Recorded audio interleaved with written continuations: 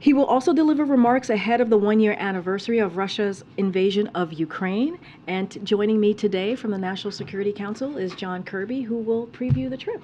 John, do you want to go? Yeah, sure. Do you ready? It's all yours. No. I know we were talking about something else back there, but we're not going to. We were, yeah. Well, now you open it up. I know, right? It had something to do with my age, I think.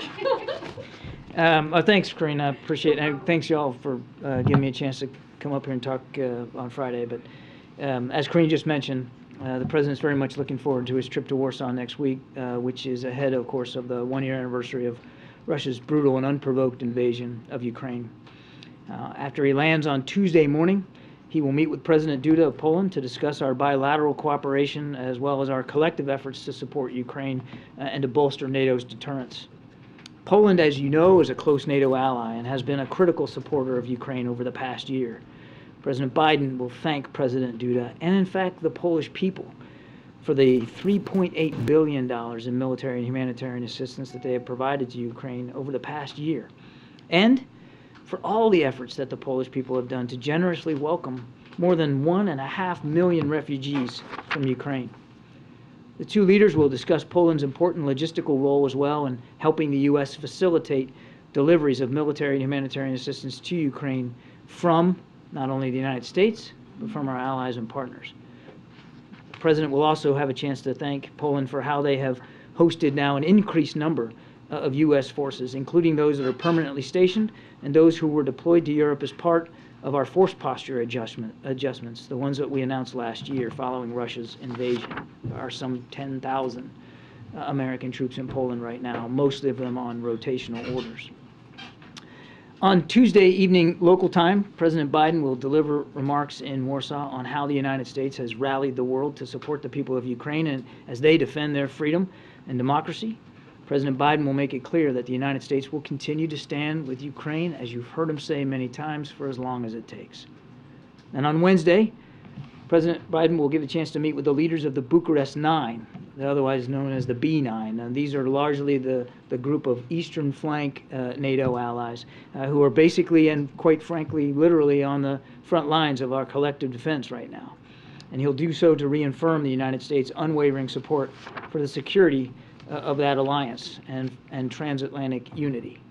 The leaders will discuss our efforts over the past year to strengthen NATO, which is stronger and now more united than it was, than it has ever been, and how each of our nations will continue to work together as allies to continue our unwavering support for Ukraine. This is an important trip for the President, and it comes at an important moment. It also follows days of diplomacy at the Munich Security Conference, where the Vice President, the Secretary of State, the Senior Director here at the NSC for Europe, and many other cabinet members, administration officials, members of Congress are all meeting with our allies and partners to discuss our enduring support for the people of Ukraine, as well as our transatlantic unity and our ironclad support for our NATO allies in light of all the changes to the European security environment over the last year. And as the President believes, that security environment has changed. Not is changing, not will change, has changed. In fact, Vice President Harris is meeting with foreign leaders, including Chancellor Scholz of Germany, President Macron of France. Tomorrow, the Vice President will deliver a keynote address about our support for Ukraine and the atrocities that Russian forces continue to commit against the Ukrainian people. As you all know, close coordination with our allies and partners has been a priority for President Biden since taking office and throughout the past year as we support Ukraine. In addition to his engagements in Poland, President Biden is looking forward to hosting Chancellor Scholz at the White House on March 3rd, and the President will be speaking with a number of our allies next week on the phone, including Prime Minister Sunak of the United Kingdom, President Macron of France, Prime Minister Meloni of Italy.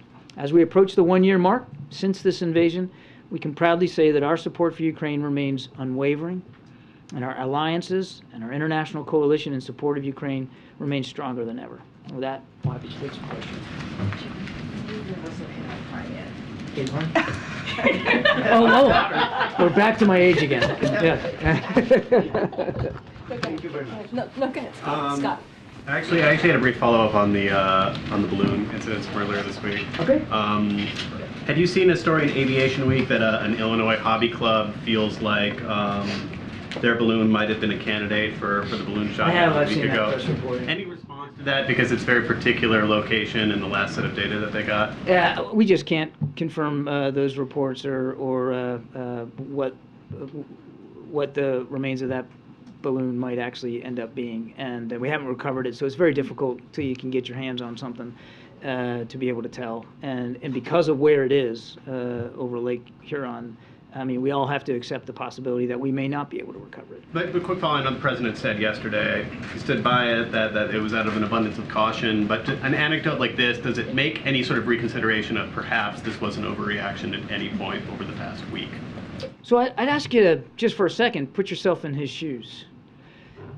Especially, certainly in light of the Chinese spy balloon and what was a very real, certainly very sizable, and tangible security threat, surveillance threat to the United States in the wake of that. So the military fine-tunes their radar parameters to see more, and of course they're finding more.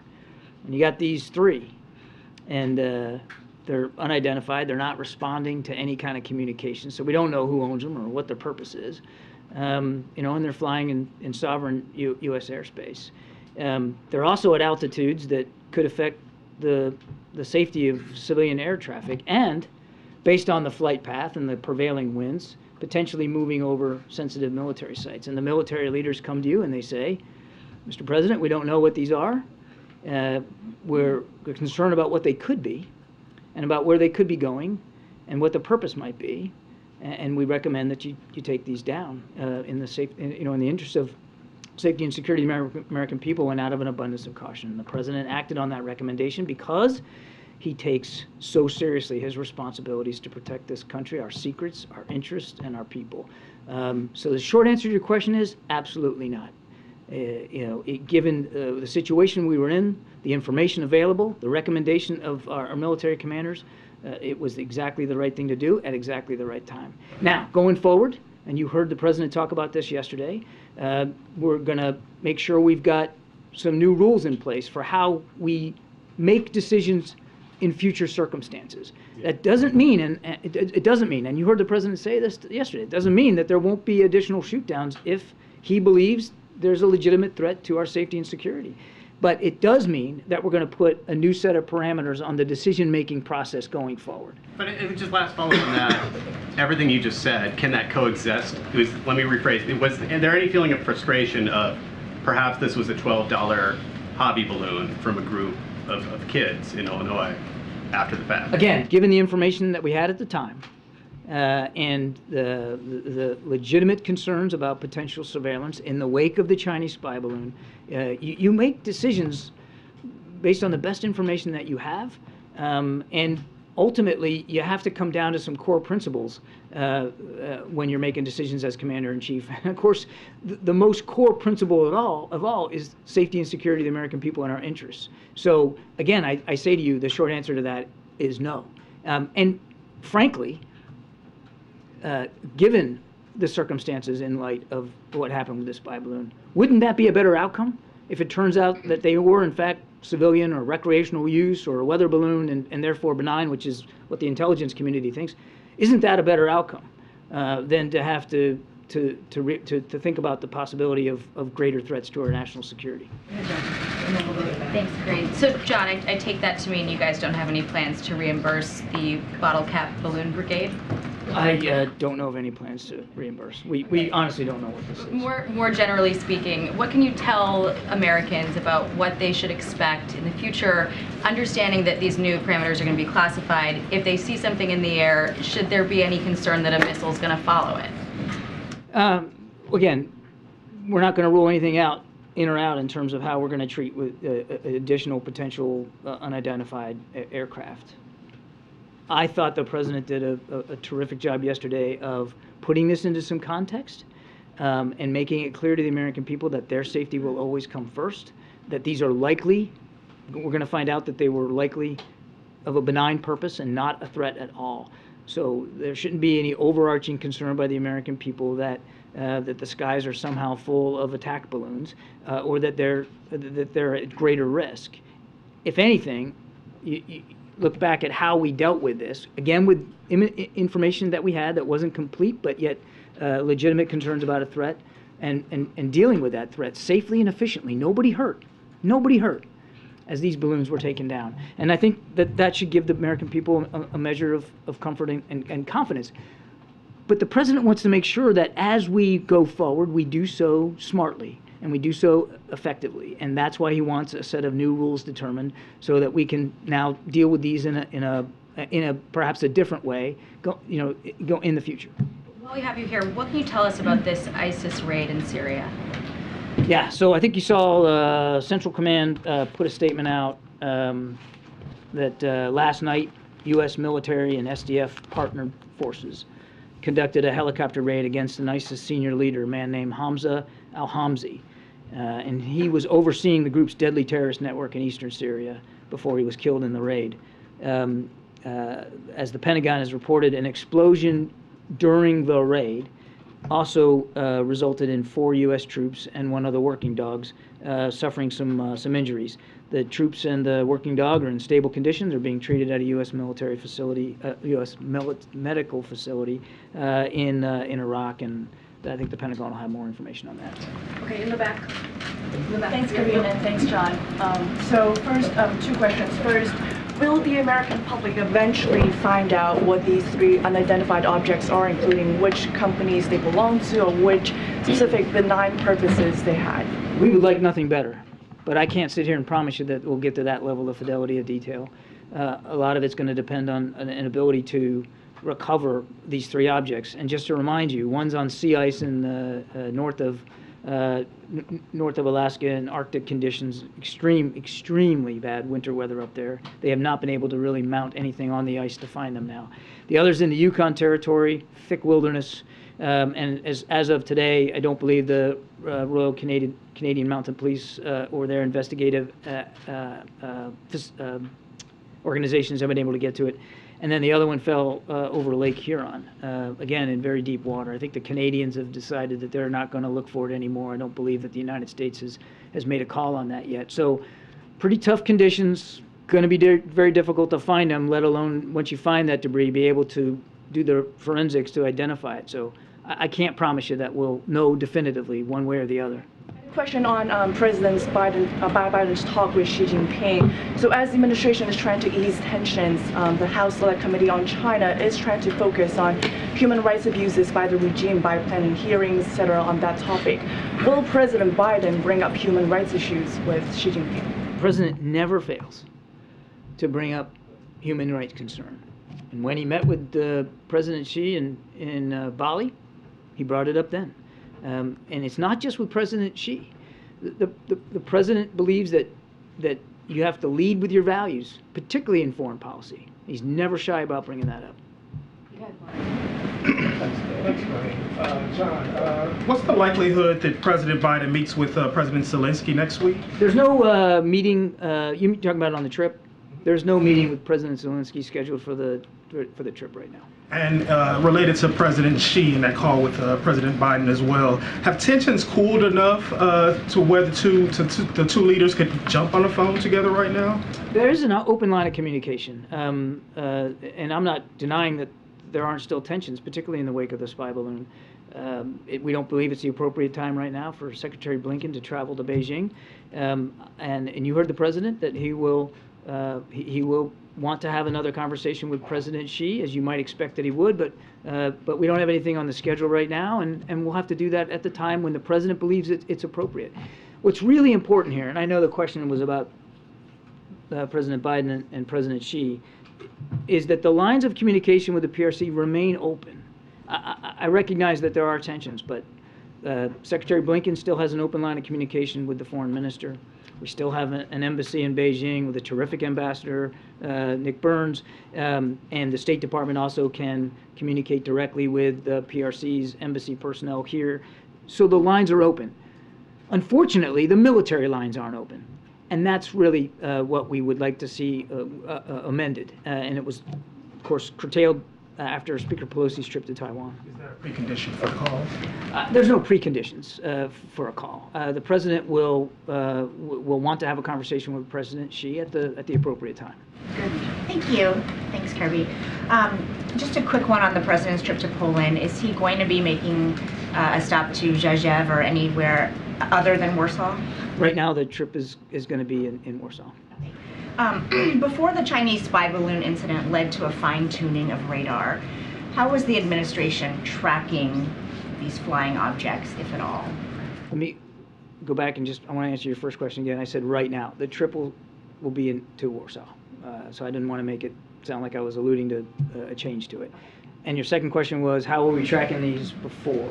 Correct, because the reason why you were able to detect and shoot down these 3 objects, the president said yesterday, was because they adjusted the radar. Correct, yeah. So Yeah. what were you doing before, if anything, to track aerial objects? The commander of NORAD, General Van Herk, spoke to this last week, and the way he characterized it was that they were tuned to look for, defaulted to look for, other types of threats in our airspace, fast-moving, lower altitude, more kinetic potential threats, such as ballistic or cruise missiles or bomber or fighter aircraft. That's what their focus was, that they had not adjusted the, as he called it, gates on the radar, the filters, to look for things that were much higher, much slower, and a smaller radar cross-section, harder to see. So, as we said the other day, when you adjust for that, you're likely to see more of what you're asking the radar to look for. But it just wasn't set for that. He was focused on other types of threats, more kinetic threats to our, or potential kinetic threats in our airspace. So it sounds like, you know, yesterday the president said that he wanted to work to establish a better inventory of unmanned airborne objects. Does that mean currently there is no inventory? I wouldn't say there's none, but I think it's fair to say that he wants us to focus a little bit more on this particular issue and learn more about what's out there, what's up there, quite frankly. Got it. And then how long do you think it will take to implement this 4-step plan? And what will you do in the meantime? Is the policy to shoot them down before you implement these 4 things the president wants? No, I think you can imagine that even though we're still working on the policy parameters, that we're going to continue to follow a very deliberate, thoughtful decision-making process here, should there be another track. There aren't any right now. I can't give you a timeline specific to the calendar about when we'll be done this work, but it won't take very long. I think in a matter of days we'll be able to transmit to Congress the classified parameters. We're still working out through the interagency right now and get those to the Hill within days, I think, and then we'll be executing on it. So there's not, I don't want to leave you with the impression that there's going to be some big old air gap between him wanting these parameters written and us being able to execute on them. How long do you think it'll take? I mean, we're already in many ways using some of those parameters just informally as we're looking at the skies. Again, there's no active tracks right now. So I think it'll just be, we'll transmit these parameters within coming days. It won't be very, very long. And it's not like it's, you know, it's going to be sent to be debated on or voted on. It's going to be our parameters defined by the National Security Council team and the interagency on how we're going to deal with this. Thank you. So, question on the trip to Poland. Polls show American support for Ukraine has softened somewhat. There's obviously concerns about House Republicans not going along with more support for Ukraine. How does the president try to square that with his message of support on the trip? And is his audience, would you consider it to be a domestic audience back home, or is his audience Russia and other countries in Eastern Europe? The president well knows that whenever he speaks, he's speaking to people all around the world, as well as, of course, the American people. But I think you'll hear messages in the president's speech that will certainly resonate with the American people, certainly resonate with our allies and partners, without question resonate with the Polish people who have done so much and continue to do so. And I would suspect that you'll hear him messaging Mr. Putin as well as the Russian people. Now, I want to go back to your first question. Is it almost assumes as if support's going to wane or waver or dwindle, and that's just not how the president sees it. Yes, there are a small number of members on Capitol Hill, in House Republicans specifically, that have expressed publicly their concerns about support for Ukraine. But if you talk to the House leadership, you won't hear that. And you certainly aren't going to hear it on the Democratic side, and you don't hear it in the Senate. There has been terrific bipartisan support through the entire year. Think about what we've done over this year. All of it has been done in the full consultation and coordination with Congress. There's no such thing as a blank check. We're all doing it together. And the support from Congress has really been extraordinary, and the President looks forward to that support continuing. Thank you very much. Is the President prepared to send U.S. fighter jets to Ukraine? What's the current thinking We on talked that? about this. I think the President actually got asked this question, and he spoke to it. I don't have anything to add from what the President said. I'll just tell you that we remain in constant communication with the Ukrainians about what their needs are. And those needs have evolved as the war has evolved, and we'll see where this goes. If Poland has MiG-29s at Ramstein Air Base, is the U.S. prepared to facilitate the delivery of those MiG-29s? And Poland I don't know of wants any that to- request by the Poles to transmit their M20 their MiG-29s to Ukraine. We have never dictated to another partner what they can or can't give, or on what timeline. And if one of our allies and partners wants to provide fighter aircraft to President Zelensky, that's certainly a sovereign decision that they have every right to make, and we would welcome that. My last follow-up on this, there's $100 million in the appropriations bill in July to train Ukrainian pilots on U.S. aircraft. What's the status of that training? There's no training underway right now because there's no commitment by the United States to provide fighter aircraft. You don't have to have a fighter aircraft to do the training. There's no training underway right now, but fighter pilots. Thank you, Karine.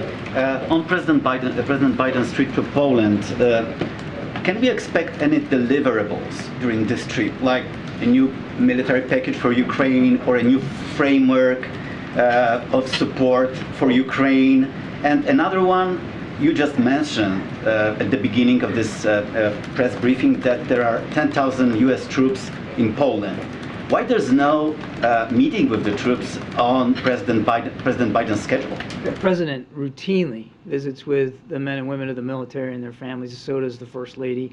You can't look at a single set of remarks he ever gives, including yesterday, where he doesn't call out the troops and how prideful he is in them. This particular trip is a short one, and it's going to be focused on events in Warsaw. You never want to make it about you when you're up here, but as a veteran myself, I can promise you I never worried, ever, when he was vice president or certainly as president, about his concern for the welfare of the men and women in uniform and their families. Not a single bit. And what about the first question? I was trying to ignore the first question. I thought that if I was eloquent on my second answer, so I'm not going to get at the president. I think you can understand that. We have been consistent in rolling out additional security assistance packages to Ukraine on a fairly routine and regular basis, and that will continue. I'm not going to get ahead of the president's remarks. John, I want to ask you, you've spoken with other allies. Sorry. I will say that I think you'll hear from the president in his speech continued tangible support for Ukraine going forward. I mean, he will talk about the ways in which we're going to continue to support Ukraine going forward. So on the balloon question, so you've reached out to allies, told them that you believe that these balloons have been sighted over dozens of countries. 40 to 50. 40 to 50. Have you asked other countries to take action against those balloons, and have you seen an increase or decrease in the sightings and the activity since this all became public? No, the purpose was not to ask them to take action one way or another. These are, again, sovereign decisions that nations have to make. It was about informing them of the context, the forensics that we did to learn more about this program and the ways in which their countries may have been overflown in the past. And then just following up on Mark's question, Zelensky today spoke at the Munich Security Conference, and he asked the West, urgently appealed to the West to provide more, bigger, heavier weapons more quickly because everyone fears the offensive that is expected. So, what do you say to Zelensky? What will Harris say when she is? You can't hardly blame him, can you? I mean, 1 year on, how many millions flown into refuge inside and outside the country? How many soldiers killed? How many towns and cities destroyed? How many hospitals and schools bombed? Can't blame President Zelensky for wanting more, heavier, faster. I mean, he's a commander-in-chief in a time of war, a war he didn't ask for, and certainly there was no justification for it. And we understand that. We also understand the clock, and we know that that time is critical here, particularly the time in the wintertime now, when the fighting is not quite as widespread across the country. There's quite a bit of vicious fighting in and around Bakhmut. In fact, I'd like to talk about Bakhmut in a second, even though you didn't ask about it.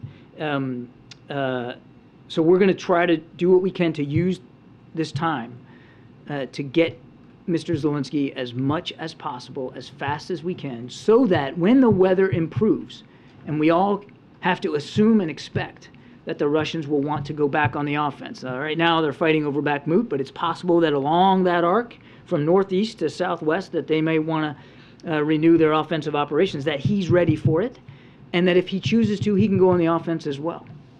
You didn't ask about Bakhmut, but I want to mention it just briefly a little bit. I mean, we've talked about Bakhmut in the past. No strategic value to the Russians. Seems to be an operation almost exclusively run by Mr. Prigozhin and the Wagner Group, more than it is the Russian Ministry of Defense. They have made incremental gains in and around Bakhmut over the last few days, and we certainly can't predict one way or the other. I mean, it is possible that they might end up being successful in Bakhmut, but it will prove of no real worth to them because it is of no real strategic value. The Ukrainians will continue to maintain, we believe, strong defensive lines across the Donbass, and will be and still are fighting very, very hard for Bakhmut. But I do want to say this about the Wagner Group. Particularly with respect to Bakhmut. I mean, again, they're treating their recruits, largely convicts, as basically as cannon fodder, throwing them into a literal meat grinder here in human ways without a second thought. And while fighting in Ukraine, we estimate now that Wagner has suffered more than 30,000 casualties, including approximately 9,000 killed in action. About half of those who were killed, Wagner folks, contractors who were killed since mid-December. So think about that. 2.5 months, 9,000 killed, as the fighting in Bakhmut has intensified. Based on previous intelligence, we estimated that about 90% of those killed in the December fighting alone, just in December, were convicts. Men that he just plucked out of prisons and threw on the battlefield with no training, no equipping, no organizational command, just throw them into the fight. 90% killed were convicts. We believe that Wagner continues to rely heavily on these convicts in the Bakhmut fighting, and that doesn't show any signs of abating. I know you didn't ask that question, but I wanted to get that out there. Yeah, thank you. Does it remain the case that no companies, institutions, or other entities have come forward to the federal government to claim possible ownership of the 3 objects that were shot down? As far as I know, it is true that no one has come forward to claim ownership. Okay, and so that Illinois group, they've not come forward? I'm not aware of any formal process or official process on behalf of that group to come forward. We've seen the press reports. Yeah. Have you identified any possible entities that could be responsill for Not these? that I'm aware of, no. So you have no possible leads on where these objects might have come from? We don't, sir. And I think it'll be very difficult to make some sort of positive identification unless you can get to the debris, and even that could be a difficult process. On the debris, I mean, there's no way to identify it without looking at the I mean, debris. unless an organization comes forward and knows definitively that it was their property, but I mean, even that might be difficult for that entity to know. Is the government going to try to reach out to this Illinois amateur? I know of no outreach to that group. We don't have the debris. There's no way to positively identify it. Thanks. Yeah. Thank you. One quick question regarding the Chinese balloon. Can you tell us what's been determined from the wreckage that was found from that particular balloon? No, I can't, because we're not done doing the analyzing. They did finish their recovery operations off the Carolina coast. They got almost all, at least that which was recoverable, and it's quite a bit. It's a significant amount, including the payload structure as well as some of the electronics and the optics. And all that's now at the FBI laboratory in Quantico. They're analyzing it, they're looking at it, and we need to let them do their work in a thoughtful, deliberate way. I want to caveat all this by saying there may be some things we will not be able to disclose, and I think you can understand why that is. But we're going to exploit this material as best we can. We learned our lot already from the balloon by surveilling it while it was flying over the country. We're going to learn even more, we believe, by getting a look at the guts inside it and see how it worked and what it was capable of. What about the information the Chinese was able to learn about the U.S. based on that surveillance? Again, we'll have to get inside it and do the best we can on the forensics of it. That said, we do not believe that they were able to get anything additive to what already they were able to get through other sources, because we could predict its flight path along that jet stream over the continent. Because it was moving slow, we were able to put in place protocols at sensitive military sites in the country, particularly in the Midwest, to limit any collection ability. So we don't believe that the balloon was able to collect anything of great significance, certainly nothing additive to what the Chinese may have already been able to do through other means. Thanks, Karine. John, a year ago in Poland, the president said that Vladimir Putin shouldn't remain in power. We were later told that this wasn't a call for regime change. Given that we're now 1 year on, the war has dragged on this time, is there any change in the US approach? Do you think removing Vladimir Putin from power in Moscow would help bring an end to this war? There's no change in our policy with respect to the Russian government. What could end the war is real simple. I mean, it ain't hard. All he's got to do is take his troops out of Ukraine. They don't belong there anyway. Pull them out. The war would be over. Thank you very much, Karine, and thank you, Admiral. Two questions about this whole series of military shoot-downs. First, it defies reason that you would have zero idea what these three objects were, since the fighter jets themselves took video of their sorties. Will you release the cockpit videos from those missions? I'd have to refer you to DOD on that, James, in terms of releasing the imagery. I never said we had zero idea. I said we don't know what they are, and so did the President. The President also told you that the intelligence community's leading explanations at this point are that they were of benign purpose, probably commercial, recreation, or scientific research. But we may not be able to go to 100% certainty on that unless or until we can get to the debris and analyze it. And as I said earlier, that task alone is going to be very difficult. And I can't predict with certainty that we're actually going to be able to get recover the debris. But we never said we had no idea. We can't prove definitively. The intelligence community has helped us try to do some analysis on this, and that's their leading explanation. So you have tried to portray this entire sequence of events as one in which the commander-in-chief demonstrated good judgment at the right time and did the right things. The president's critics obviously see it differently. And what they depict is a commander-in-chief who, according to the Washington Post reporting, was able to track this Chinese spy balloon from the inception of its mission off of Hainan Island all the way to U.S. airspace and across the country.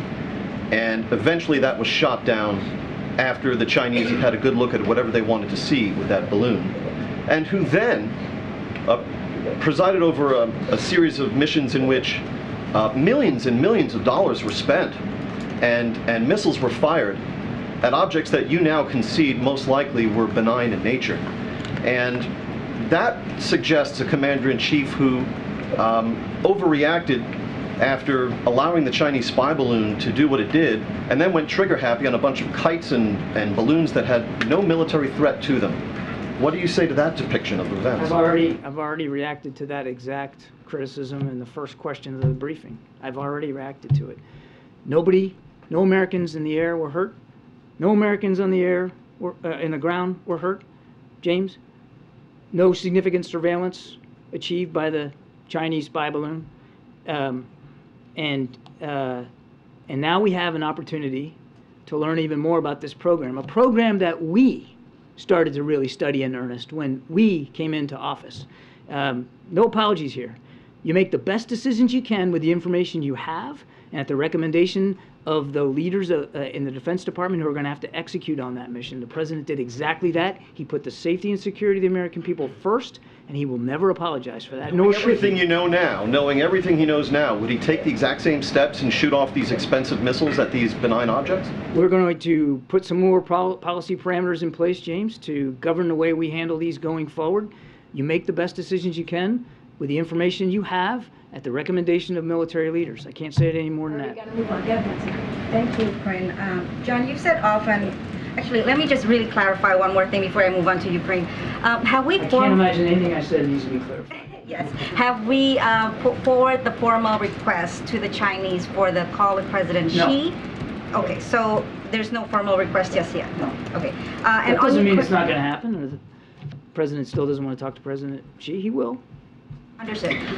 On Ukraine, you said often that Ukraine gets to decide when it wants to negotiate, but at this point, is there any serious effort, or is there any effort from the administration side to look at pathways to peace? Do we have any idea of what those pathways to peace might look like?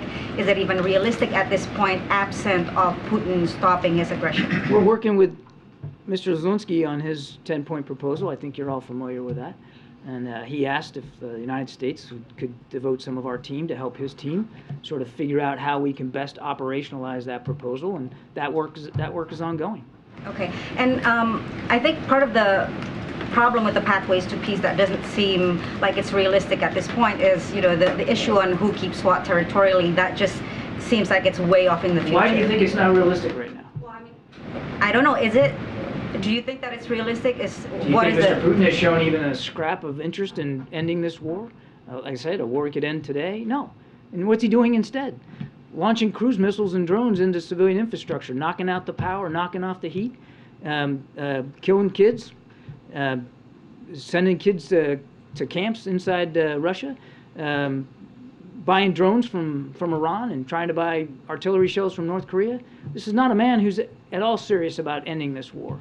And quite frankly, it shouldn't have to end through negotiations. Now, that's likely the way this will go when President Zelensky's ready for it, but he could end it now just by pulling his troops out. He has shown no indication of being willing to do that, and so there cannot be a serious peace proposal or negotiation until the Russians have shown even a scrap of interest in actually stopping the murder and the slaughter of innocent Ukrainian people. And in the meantime, as President Zelensky very eloquently said over in Munich, there's a need, a real need, an urgent need for the rest of the global community to come together and support him so that his troops can succeed on the battlefield. And that's what we're going to stay focused on right now. Okay. So that if and when he does negotiate, he can do it with a position of strength.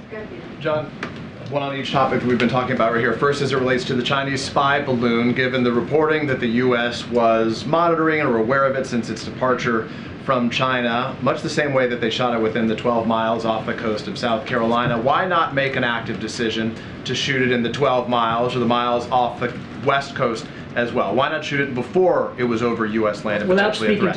Without speaking to the veracity of this reporting, I would, and the specific nature of our ability to track it, the NORTHCOM commander, NORAD commander, General Van Herk has already spoken to this in terms of why he didn't take action at the time. Wasn't he speaking to when it was over the United States? No, he was speaking to, he got asked specifically about approaching Alaska and why he didn't take action, and he talked about no hostile intent, no hostile threat, and concern for lives and livelihood on the ground. Do we have a domain awareness gap? He has identified a domain awareness gap. That's part of this review that's taking place in some So it's not a review. We're simply developing. Part of this effort. We are developing new policy parameters that are going to be helping us with the decision-making process, Peter. Now, General Van Herk talked about a domain awareness gap. Some of that gap has been addressed by fine-tuning the radars and making them more sensitive to things that are high, slow, and small. And we'll certainly continue to work with the Defense Department as they begin to move forward. They got a new budget they're working on. If there needs to be more resources applied to this particular challenge, then that's certainly a conversation worth having. Then lastly, about the trip. In late January, the administration announced dozens of Bradleys would be sent to Ukraine. Any update? Those obviously needed to be built. Any update on the timetable within which those will be delivered to Ukraine? I think you're getting a little confused. The Abrams tanks are being procured through. Correct. I meant to say. Funding. Yes, correct. They are. I don't know where they are in the procurement process. That's a better question for the Defense Department. I'd refer you to those guys. But it's going to be many months before they can be contracted for, built and procured, and getting them into Ukrainian hands. It's going to be a while. Good, Ariel. Thank you. When the president says he's going to support Ukraine as long as it takes, does it mean that if President Zelensky decides to launch a battle to retake Crimea, the president would support him as well? And another question, can you confirm that the top Pentagon official has arrived in Taiwan for a visit? On the first question, I'm not going to get into a hypothetical. I'm certainly not going to hypothesize about potential future operations that the Ukrainians might or might not conduct. That's up to President Zelensky and his team. When President Biden says as long as it takes, he means as long as it takes. He's not trying to be cute by half. There's no special way to interpret that. He means as long as it takes. Hopefully it won't take any longer than another day or so. But I think we all know that's not the case. So when he says it, he means it. And I think all you got to do is look back at the last year, at the unprecedented amount of assistance, security assistance alone. Forget about just the financial and humanitarian assistance that the United States has not only provided but led the world in providing. So he stands by that. And I can't confirm your other question. You'd have to talk to my colleagues at the Defense Department. I don't have detail on the schedule. Are you able to provide any update on whether there are discussions of other Western leaders coming to Poland while President Biden is there? There have been rumblings that Rishi Sunak could come. Grumblings? Or Macron. That's the best word I can come up with. Grumblings that what? Rumblings that Rishi Sunak, Macron could come to Poland while the president is there next week. Yeah, I don't know of any plans. That you'd have to talk to their offices about their travel. As I said, he does look forward to meeting with the B9, the Bucharest 9 leaders. So there will be leaders from the eastern flank countries of NATO coming to Warsaw to meet with the president, with President Duda. I do not know about. I don't know about anybody others. And then just one follow-up. I did say in my opening statement that he will reach out to Prime Minister Sunak. He will reach out to Prime Minister Meloni of Italy, and he'll talk to President Macron of France next week. He's anticipating conversations with them next week. Okay, thank you. And then does the White House have any sense of when it will need to go back to Congress and ask for another security assistance package for Ukraine? No. I mean, again, hopefully we won't need to. But we'll certainly be prepared to. We are still executing in the early phases of executing on the appropriated funds we got at the end of the last Congress, which was some $42 billion.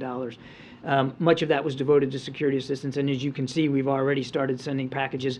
And we believe that this funding will get us through much of this year, and I just don't have a date certain where I would tell you we'd have to go back. But obviously, if we feel like we need to, back to the President's comments about as long as it takes, we'll do that, and we'll do that at the appropriate time, well in advance of the expiration of any existing funds. Natalie? Priscilla. Priscilla. Yes. Well, welcome Well, to you got close. Thank you. No, she's not close at all. I was trying to be nice. Well, welcome to the Freedom. Thank you. On next week's visit, are there plans for President Biden to cross into Ukraine? No.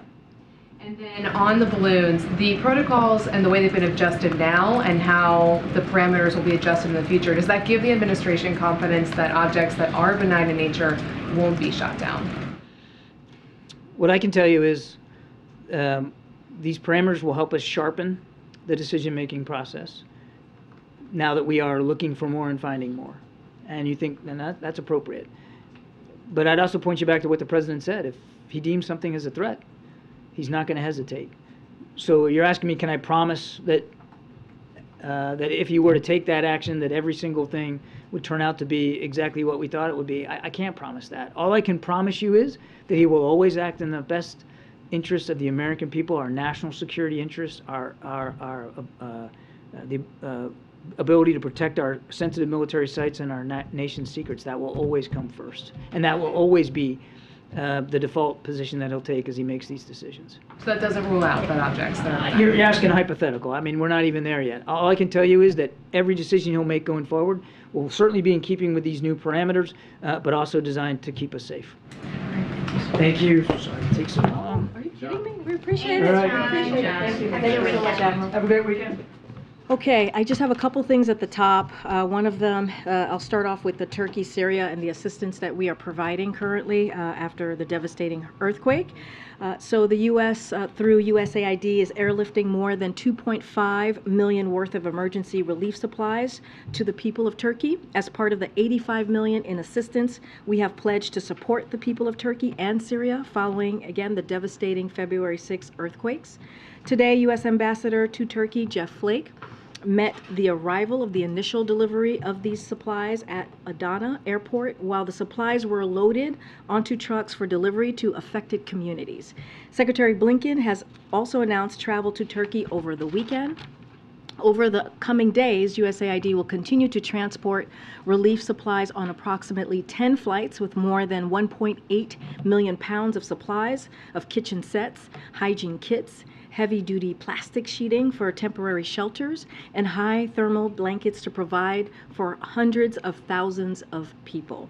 In Syria, we must keep aid flowing so that the Syrian people get the help they so desperately need.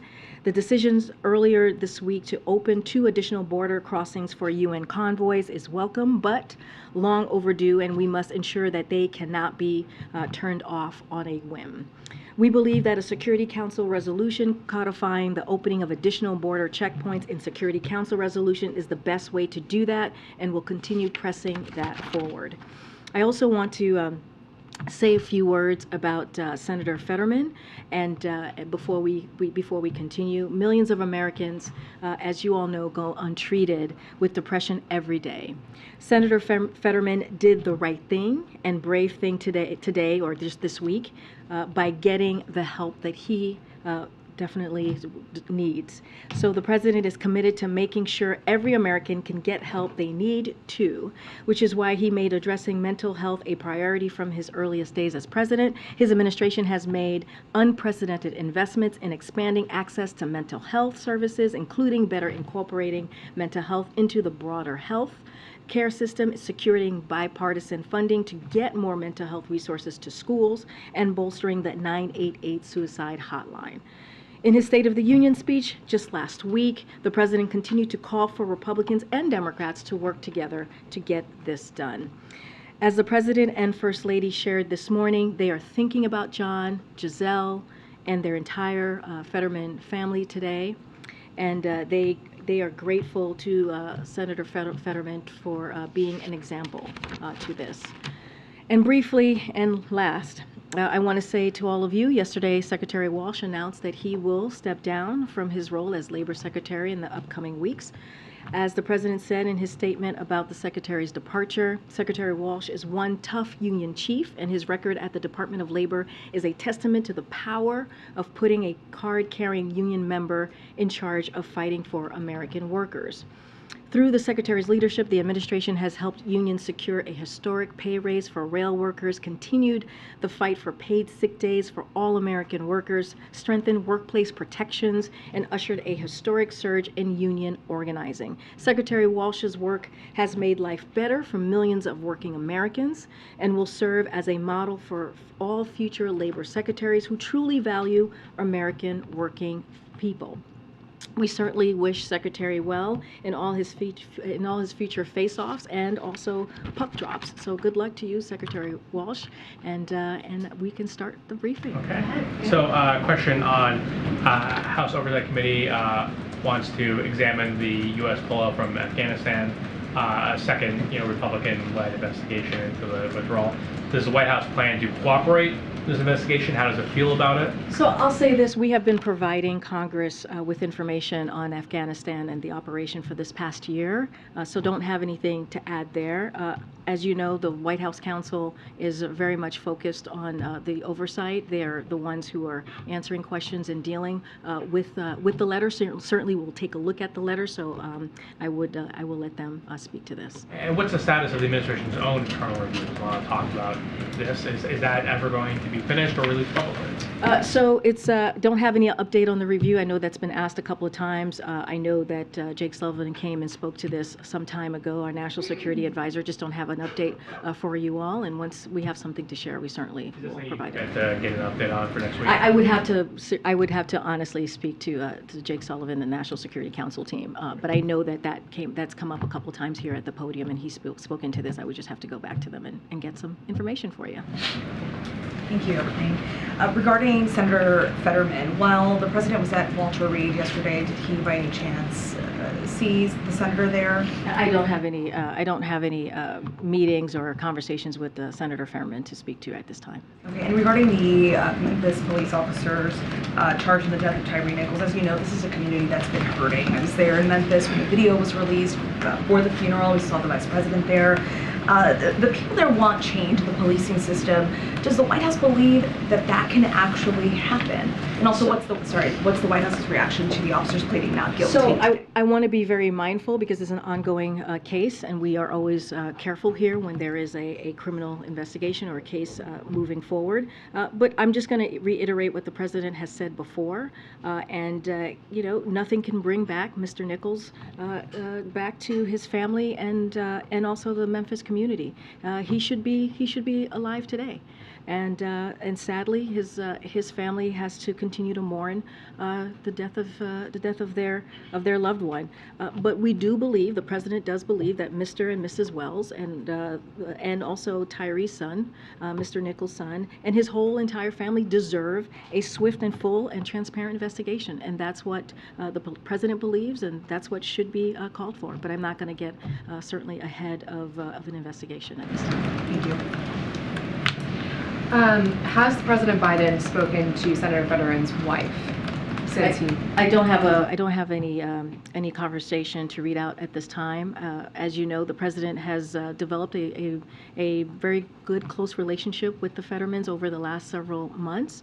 You saw the president visit Pennsylvania multiple times during the midterm elections, and so they've gotten to know each other. I think you know, the president and the first lady put out a very heartfelt tweet, just lifting up Senator Fetterman and what he has committed to do for himself, and spoken and really speak to an issue that millions of Americans have to deal with every day, and that is incredibly courageous and brave to do. And of course, we wish him a speedy recovery. On the response in Ohio and the train derailment with the hazardous materials, there's federal officials on the ground. How long does the administration expect for those officials to stay there? And can the White House provide any assurances based on the information provided to the White House for the residents in that town?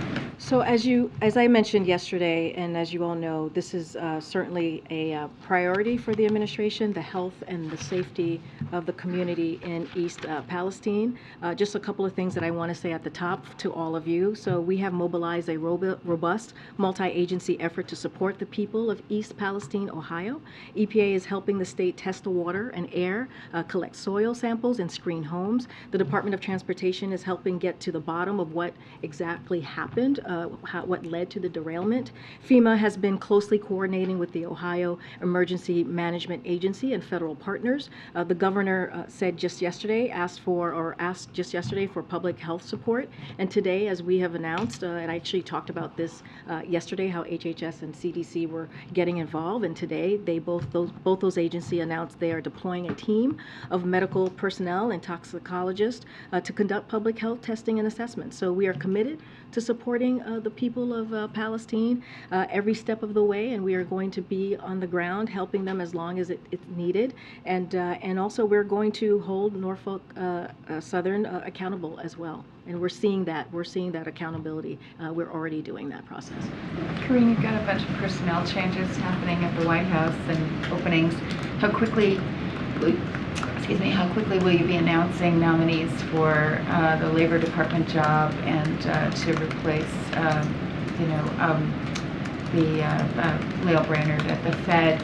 And then just in that context, there's a report out that Carla Frank is also leaving, if you could confirm. Say the last part. Frank is leaving as a political. Okay. Don't have any personnel announcements to make at this time. I can say to you that under the Department of Labor statute, Julie Su will serve as an acting secretary, which is common. But as far as personnel announcement, I don't have anything to share at this moment. Clearly, filling the role of filling those two roles are critical and important and a priority. Just don't have to share anything to share at this moment. Let's follow up. I mean, what are you looking for in a labor secretary? You talked about what you thought Marty Walsh brought to the job. What are you looking for? Your economic team, you've raised a lot of concerns over the last year about corporate profit taking, about just, empowering unions, kind of supporting unionization drives. Are you looking for a strong labor leader? And is that something that you also would like to see in the next person to go to the Fed? Yeah, I think that's both very good questions. I'm going to leave that to the president to decide what it is that he's looking for in those two key critical positions. No one's going to replace Marty Walsh. He was one of a kind, as I just laid out, and incredibly effective. And we are very, very thankful for his service and wish him well. So don't want to say that's what we're going to be looking for, but also that's for the president to decide. As far as the president's economic plan or how he sees the economy moving forward, you kind of see that, what he's been able to lay out these last 2 years. And certainly he wants to continue to build on that, continue to build on growing the economy from the bottom up and middle out. I'm not going to get into, into too many details there. As you know, it's the Federal Reserve, so we're always trying to be really mindful there. But as soon as the president has decided who's going to be next to fill those two positions, certainly we will share that. Thanks, Karine. To follow up on that, both the CBC and KPAC have endorsed Julie Su to officially become the next labor secretary, in part because, quote, the inclusion of an AANHPI as a cabinet secretary is long overdue. Is she on the president's short list? So not going to get into who's on the president's short list or not, but I do want to address the fact that we recognize that it is a priority for the AAPI community, and we are proud that through our work with members of Congress and stakeholders, we've made the most diverse administration that ever, not even in modern politics, but ever. And and we believe we have, and it's facts, we believe we have a historic number of AAPI appointees at the level, including 3 in cabinet, all of whom are women, which is Vice President Harris, as you know, Ty as well. And so we have a number of AAPI ambassadors like Michelle Kwan and Chris Liu, and it's also about 14% of our appointees identify as Asian American, Native Hawaiian, or Pacific Islander. So this is a president that has made a priority to make sure that he has an administration that looks like the country, and that is incredibly diverse and historically diverse. So that is a commitment that he's going to continue to make. I'm just not going to get ahead of the president's decision at this time. And then switching topics on a topic that you brought up with John Kirby earlier, when you said that neither you or he have hit your prime yet. Does the president have anything to say about this national conversation that was sparked after a claim that was seemingly made in defense of the president that Nikki Haley is not in her prime because women hit their prime in their 20s, 30s, and 40s? I'm not going to comment directly to that. That is something clearly that needs to be addressed by... Right, I only bring it up because you No, brought it up. I'm going to say something. Just give me a second. I have something to say. When you look at this president's administration, and we have talked about the numbers before, there are more women in his senior advisor and his senior staff role than men. And I think when you think about that, you see a president that truly takes pride and takes deep consideration into making sure, and meaningful consideration into making sure there are diverse voices around him, and I think that's important. And so what I want to say is just watch his actions, watch what he's done. You just asked me about Julie Su, and I laid out what the president has done in having the most diverse administration. And so I think all you have to do is look at the numbers, look at the people around him, look what he's been able to do, look how he's lifted up different communities, including women, and I'm just going to leave it there. It is clearly, truly a priority for him, and I'll just leave it there. If I could ask you very quickly about that raid that took place in eastern Syria, just because John Kirby didn't get to it. Has the president been briefed on the circumstances? Has he had any conversations with those who were wounded? Any more detail about his relationship to that event? So the president has been briefed. I don't have anything more to what John Kirby just laid out. I would refer you to the Department of Defense on any specifics on who's been wounded or any details, other details outside of what John Kirby laid out, but don't have anything else. Did the president sign off on that raid? Obviously, it was successful, as the DoD or the CENTCOM reported. Was the president a part of the decision-making before it took place?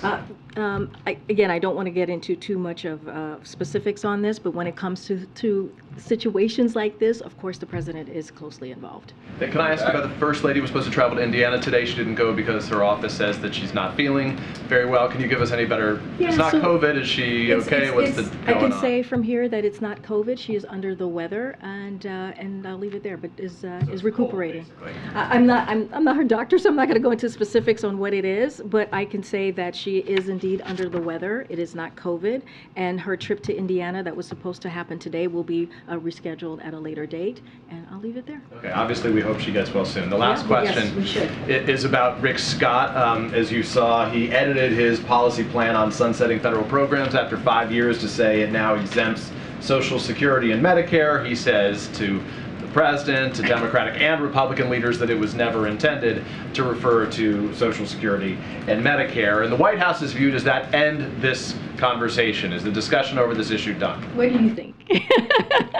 So I thought you would ask this question, so I have a couple of things to say to the senator. So I'll first say this, that the president congratulates Senator Scott on joining the post-State of the Union red wave, as we have seen from Republicans, acknowledging that they are, in fact, been attempting to put Medicare and Social Security on the chopping block, because that's what they are actually saying, that they were indeed attempting to do that. So for the past year, and we have the facts, the past year he has explained the absence of an exception by saying, if it's worth keeping, we're going to keep it. But make no mistake, his true colors are undeniable and on the record. They have been speaking at both sides of their mouths here. That's what Republicans in the Senate and Congress more broadly have been doing. Cutting Medicaid and Social Security benefits is a long-standing passion of Senator Scott's, as it is for a majority of the House Republicans who comprise the Republican Study Committee and many of his Senate colleagues, ranging from John Thune and to Ron Johnson. And so, for example, in 1990s, Senator Scott supported fully privatizing Medicare, and let's not forget, just weeks ago, they all said and were saying that they wanted to repeal the Inflation Reduction Act. By doing that, you certainly it would be one of the biggest cut to Medicare benefits if you were to do that. And let's not forget, the Inflation Reduction Act actually cuts down the deficit by $200 billion. So we thank Senator Scott for continuing to share his heart with the world. And we, with that, I'll just leave it there. I'm going to go to the back a little bit here. Yes. Thank you, Karine. I wanted to ask about the situation in Ohio. One thing that I don't know has been mentioned in the list of agencies that are involved, and maybe it's because you don't have visibility into it, is the Department of Justice. Is the effort to hold Norfolk Southern accountable also extend to potential criminal liability, or has that been ruled out based on the fact that DOJ is not on the list of agencies? So, as you know, there is an investigation underway, but we have done some things to hold Norfolk Southern accountable. Just a couple of things. EPA has secured Norfolk Southern's commitment to cover all the cleanup costs, which is incredibly important, and they're requiring the railroad to document the release of hazardous containments. There's also an active, as I said, investigation underway. Once the investigation is complete, the federal government will use all available and appropriate authorities to ensure accountability and prove all safety. So let's get the investigation going, see where it takes us, but already we are making sure that they are being held into account. On the balloons and the objects, sort of more of a domestic question, does this review or the effort to come up with this guidance in the intelligence regarding future shoot-down protocols, is there anything that extends to the FAA regarding who may be required to file a flight plan or anything sort of for the public that people who may have small aircraft may need to do going forward? It's a very good question. I'm just going to allow the process to continue, and as soon as we have parameters put forth, we certainly will share what we're able to. Some of that stuff is going to be, some of the information that that will be provided by this interagency team will be classified, and we want to make sure that we protect that. And so I'm just going to let the team do its work, and we'll provide more information as soon as we have it. Hey, thank you. So, ask you about credit card debt. A New York Federal Reserve study now shows that Americans' credit card debt reached a record level. It also shows that delinquencies are up with that credit card debt, as well as delinquencies on auto loans. Is the president concerned that we're seeing a crack in the economic foundation because of inflation? So, just two things about that particular report. So the report does not just measure borrowing, it measures credit card balances, including spending that it's paid off every month, so that's important to note. And also further, credit card balances relative to take-home pay are lower than they were pre-pandemic. So those are two things that are important to take to account. And let's not forget, as you know, there are other indicators that we also look at, which is really important. The household net worth is 23% above pre-pandemic level. 51% fewer Americans are entering bankruptcy than before the pandemic. Mortgage, auto, and credit card delinquencies are below pre-pandemic levels. In fact, mortgage delinquencies are near record lows since the start of the data in 2003. And over the last few years, we've seen credit card scores strengthen and expansion of credit. So we also have to look at the other indicators. And so just wanted to make sure that, and I know you do as well, but want to make sure that we point that out too. So the president doesn't see weakness then in the overall economy? No, if anything, I just mentioned where we are. I mean, if you look at past indicators that I just laid out, whether it's household, whether it's mortgage delinquency, we are at levels that we were pre-pandemic. And so I think that matters. And let's not forget, we were talking about the economy moments ago. A lot of that is because of the work that this president has done on the economy, because of his economic policy, because he makes sure that no one is left behind, because he came in at a time where the economy was tanking and was able to turn that around and grow the economy. And so I think if you're looking at the indicators and you're seeing levels pre-pandemic, I think that matters. And so we're going to look at all the indicators and make sure we point out, as you're asking me about this credit card debt record, there are two things that I just laid out, which it does not measure. And so that's also very important to take into account. Okay, Mario. Thanks, Karine.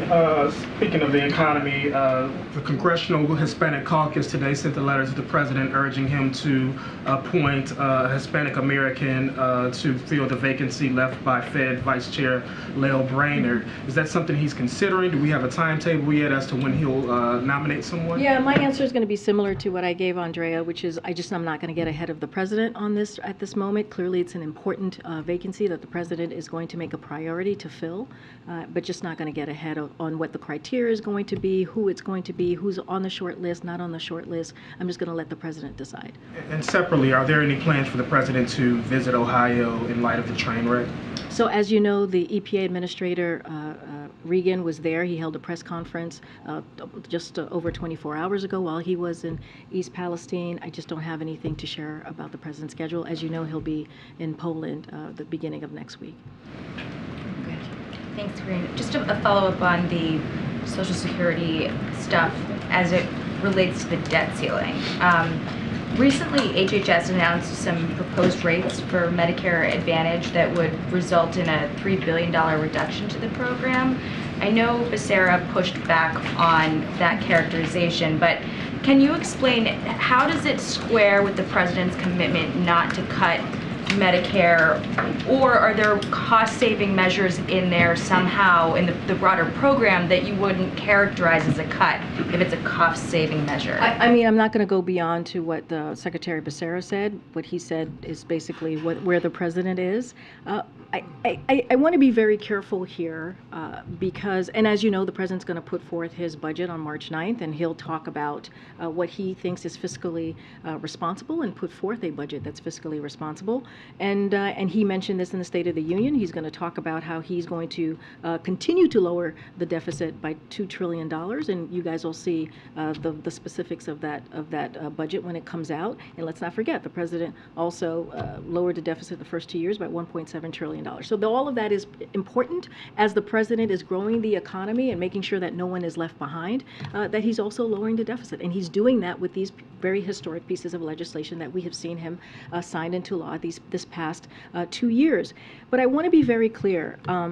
When it comes to protecting Medicare, when it comes to Social Security, the president is going to continue to fight to make sure that those are not being held hostage by the Republican Party, to make sure that we are fighting for programs that taxpayers, pay into. We're talking about veterans, we're talking about seniors. So this is something that the president has been very clear about. He talked about it this week. He talked about it at the State of the Union. We need to make sure those programs, those life-saving programs for many Americans, millions of Americans, are not played with, just like what Republicans are trying to do. I just laid out moments ago how Republicans have been talking about for years, how they want to cut those really key programs for our veterans, for our seniors. And so the president, again, is going to continue to fight for those. Thank you. Thank you. Earlier today, when the White House released some background information on Ohio, one thing that was said by officials is that if Norfolk Southern backed off the commitment to pay for cleanup, then the administration would be prepared to issue a legally binding order to get reimbursed 3 times the amount. I'm wondering if that was just like a warning, or if there has been indication thus far, a recent indication from the company, that they could back off that commitment. So I don't have any indication that they are backing off of that. I just laid out how that EPA is requiring or the company has committed to cover all cleanup costs. That is something that EPA has worked very hard on and is making sure that the company is doing. And from what I understand, they are going to do that. And as I said before, there is an investigation underway, and we'll know more. But I don't have any indication of what you just laid out. It was also said that a CDC team, as you were saying, was being dispatched, that they're going to be on the ground on Monday. I'm hoping you can kind of explain for people just why they're only hitting the ground on Monday, it's not happening actually now, but also why it didn't happen. This has been going on for a couple weeks now. Well, I want to be very clear. On February 4th, we had folks on the ground within hours. An EPA team. Yeah, EPA team, but this matters, right? This happened on February 3rd, and at 2 a.m. on February 4th, hours after the derailment, the EPA team was on the ground. So I just want to make sure that the American people understand that we did take action and folks were on the ground. So it is like multiple federal agencies, again, were on the ground, not just the EPA, within hours. It is also important to remember that it was a serious accident. And so when these incidents happen, you need to let the emergency response take place. So that is important as well. Senior leadership arriving in those initial days would detract from those urgent response efforts. And when it was appropriate, the EPA administrator went, as you saw him yesterday, and additional agency officials, as you just mentioned, HHS, CDC, will be visiting soon. But the work is happening. We've been on the ground again since February 4th, hours after the derailment happened, and we are committed. We are committed. This is the federal government is committed to making sure that the community gets what it needs, and we'll be there on the ground for as long as it takes. Kirby mentioned humanitarian assistance when he was talking about the president's trip, but obviously the president has talked so much recently about the U.S. security assistance to Ukraine. Last year when he was in Poland, he met with refugees. That was a big part of his message there. How much of this trip will be about that side of it? Will he meet with refugees? Will you add some component like that for this trip? I'm not going to get ahead of what we've laid out. He'll be in Warsaw, as you know. He's going to make a major speech, and he wanted to do this ahead of the anniversary.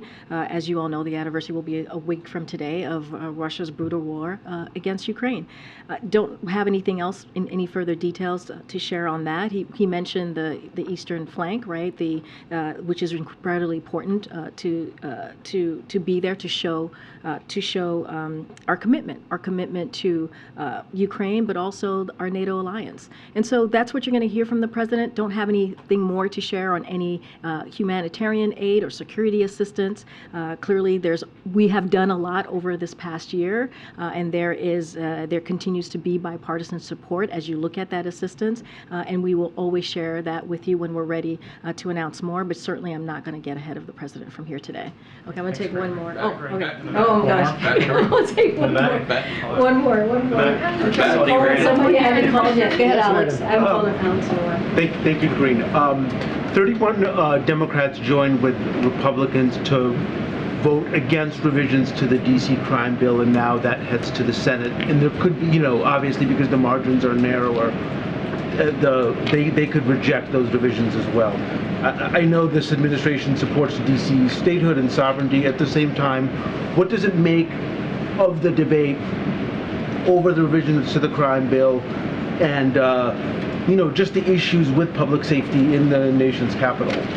So, just because you mentioned the House Republican, I just have to say this on the record. It is yet another clear example of why, as you just mentioned, D.C. deserves statehood. That is something that the president has supported since his campaign and will continue to do so. As it relates to the D.C. crime bill itself, look. The president has never been clear that we must do more to reduce crime and save lives, and that's why he's taken those executive actions that he's done the last 2 years. He outlined, as you all know, the Safer America plan. The president believes that making our communities safer requires a couple of things: funding the police and promoting effective prosecution of crimes affecting families today, from gun crimes to carjackings to fentanyl trafficking, investing in crime prevention, including drug courts, mental health, substance use disorder services, homeless services, summer jobs, and mentoring for teenagers and young adults. And so all of these things, community violence interventions, and a fairer criminal justice system, that is something that the president is going to continue to push. The third and last thing I'll lay out is taking additional common sense steps on guns to keep dangerous firearms out of dangerous hands, including banning assault weapons ban, which is something that you heard the president talk about just last week. So look, the president has put forth a plan, a safer community, a Safer America plan, to make sure that our communities are indeed safe. He's taken actions the last 2 years, and he'll continue to do that. And so I'll just leave it there for now. Thanks, everybody. Thanks. See you next week. See some of you in Poland. Thank you.